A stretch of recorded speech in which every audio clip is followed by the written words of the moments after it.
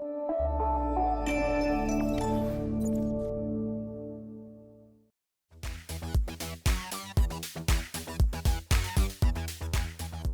back to Suite 303. On the show today, we have from iHeartRadio, we have host sensation from A Moment of Zen. We have Zen Sams all the way from New York City. Zen, thanks for being on the show today. We're going to ask you some questions regarding the dynamics between your family and your friends. Like, tell us a little bit what your friends have said as they've watched your career grow, and your parents, and maybe your yaya or baba or diddle. Tell us a little bit what your family is saying about your career.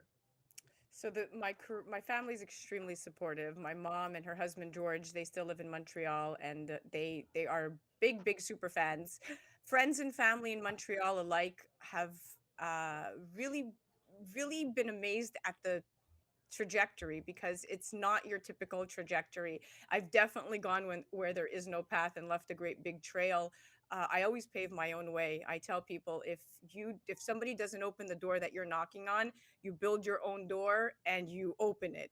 And so for me, my friends are watching and asking me if there's any bit of advice that I could give them for, conquering their own dreams, whatever those dreams may be, however impossible those dreams may seem and feel. Because when you look at being able to accomplish something in a finite amount of time with finite chances given, and you look at talk radio in the U.S., less than 14% of across the country, we have 14% of occupation, that's talk radio hosts. Of the 14% live talk radio, less than 15% are women. So it's a very difficult market in general to be part of. When you think of radio, you think of a man at the other end of the mic, but slowly women are paving the way, and it's not your easiest path. But when you do have quality guests and quality content, and you have a quality protocol that you stick to, eh, you can almost apply it to any business model. So for me, I treat this very much like a business. I'm very much entrepreneurial, and my friends and family, they acknowledge that. But I'm not a boss, I'm a leader. So whether it's my friends or my family, or whether it's people that I work with, they all want to work with me because they have seen how hard the work that I do is, and how easy I make it seem by virtue of just having the dedication, the consistency, and the passion, but also having a roadmap, and having a clear roadmap and sticking to that same plan every single day. So it's truly about dedication, about discipline, and about consistency. But I do that when it comes to friends and family as well. Like, that you can I'm that call that you can make that will always pick up. I'm that friend that will always be there for you. I'm that That's family member nice. who will always extend, any kind of form of help I can. I do that with both friends and family, but I do that with work as well. So I think it resonates. Well, I love the way you said that. I would say you're a trailblazer. So you're a trailblazer. I love that. I love the way you touched on about women in media, the way it's, opening up more and more. So you're again a trailblazer there. What I'd like to do now, because our class is just chomping at the bit though. So I'm gonna ask you a few questions courtesy of our class, and then just, tell us your thoughts. So the first question would be, give us one of your most memorable interviews. Like, who's just like right up at the top that just really touched your heart? I would have to say that it is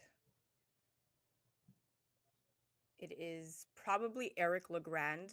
So I don't know if many of you know Eric, but Eric Legrand played for Rutgers University, and he was a football player, and he got paralyzed and ended up in a wheelchair. And his story is so inspirational. He's a motivational speaker. He is an author. He is a keynote speaker as well. And he's just somebody that now has taken, you know, lemons and made lemonade. And he is somebody that is truly inspirational. If you could Google Eric Legrand, go ahead. But he's one of those. He was in my disability awareness segment, and we featured him last year, but definitely at the Nice. top. Okay, one more question. This is all entertainment related because they all think, obviously, well, we have a superstar on the show. We have to ask her entertaining questions. So, Who was it that made your knees buckle when you met? Like, who did you go, oh my goodness, like, I can't believe I'm right beside this person? Um, oh, that's a tough one. I've worked with so many actors, but I would have to say it's definitely an actor. So there's two of them, but the one that really kind of was the most the I got a rush of Yeah, adrenaline. Yeah. feeling flushed was George Clooney for sure. George Clooney. George Clooney. That's great. Yeah, actually, I interviewed George Clooney up here at TIFF about 7 years That's where ago. I met him. I met Oh, him at did you? TIFF. When he was at Yes. TIFF. Yeah, with Ewan McGregor. We did the one with Ewan McGregor. Oprah was here, I think, when Oprah's movie was out, actually. That's a Yeah. great answer. Yeah, I was So, like, "Hi, and I couldn't get the word out. I was like, and this was like George Clooney. I'm like, "Hi, George Clooney." I was like, "Oh my god, I just embarrassed myself. I couldn't even remember his name." okay, how about this one? Now we have another question. Have you ever received any advice that you take to heart from another celebrity who has been there, done that? Um, so the best piece of advice that somebody gave me was a celebrity influencer, and she said to me, you should never stop consistently trying to fulfill your dreams. And the worst thing you could do for yourself is not try at all. But this is what she said to me. She said, aim for the moon and you'll fall somewhere along the stars.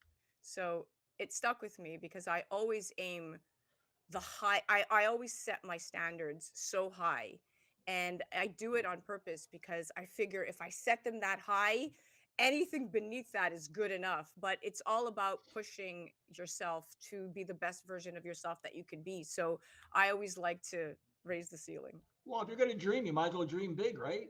If Yes. you're going to dream, might as well go all out. Okay, and our last question would be, and this is because they're watching and they're going, wow, like this lady's extremely talented on the mic. So here's a little bit of a twist. How do you turn a negative interview into a positive one? Like, have you ever had a moment where, oh my goodness, this guest is killing me, but I have to give them some honey. I have to make it good. That's exactly what you do. You give him honey.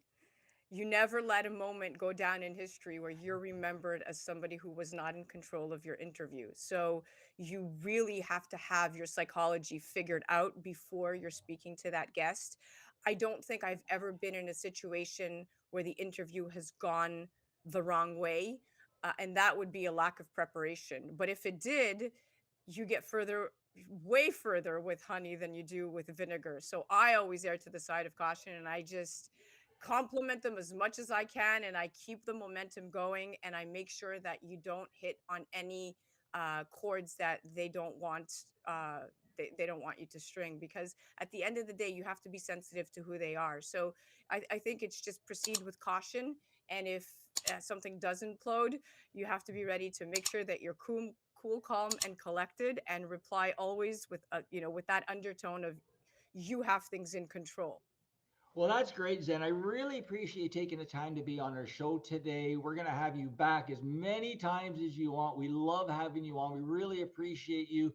If people want to find out more information about your platforms, then where could they go, or support you, Well, volunteer? Or... yeah, you could definitely check me out on the gram on every single social media platform. Our handle is the same across the board. It's at Zen Sams. It's Zen with an X, not a Z. So it's XENSAMS. And you could head to a momentofzen.com. And remember that when we're talking about some of the more popular segments, and when we're talking about, we talk about disruptive emerging industries. So whether it's space travel, cannabis, disability awareness, uh, cryptocurrency, metaverse, fintech, right?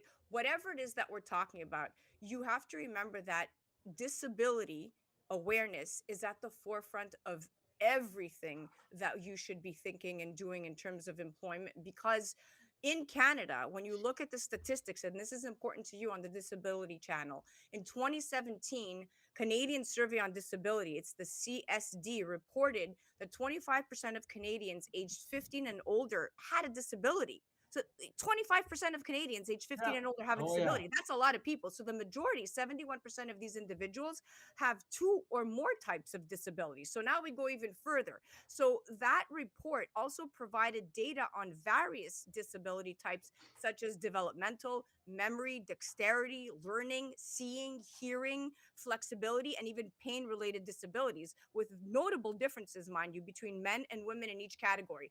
Knowing this information, that means you know somebody with a disability. So to continue to advocate for disability awareness, to demystify the stigmas, is extremely important, because the goal is inclusion. It's to involve as many disabled people as we can at the forefront of everything that we abled humans have access to. So inclusion is crucial because it ensures equal access to opportunities, and full participation in society for people with disabilities is key. I know that that's what your advocacy is all about, but the inclusion is going to bring benefits. It's going to ensure that people with disabilities, such as yourself, Jay, such as the people that you're working with, have the same opportunities as everyone else to go to school, work, and be part of their communities. And it emphasizes the importance of diverse perspectives and skills that people with disabilities bring, which can benefit everybody. And so I want to make sure that that message across iHeart is heard and seen. No matter what we're talking about, no matter what expert we have on,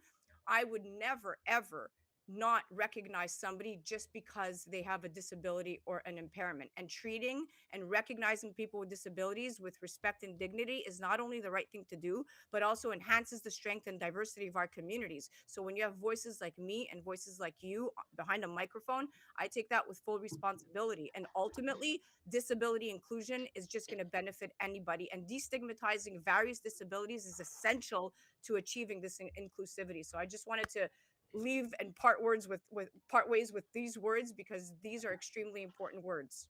Well, that is so passionate. I thank you for sharing that. Just you're an amazing lady. So thank you so much. And just to let people know that this show segments will be airing on Sirius XM, Bell Canada, across Canada, and your TV. So lots of exposure, lots of awareness. We're gonna have you back. Stay tuned, and I'm going to be back to wrap the show again. I want to thank Zen Sams for being on the show today. Check out your website one more time, Zen, if people want to listen in. It's amomentofzen.com. Great. Thank you so much. Stay tuned. We'll be back to wrap the show.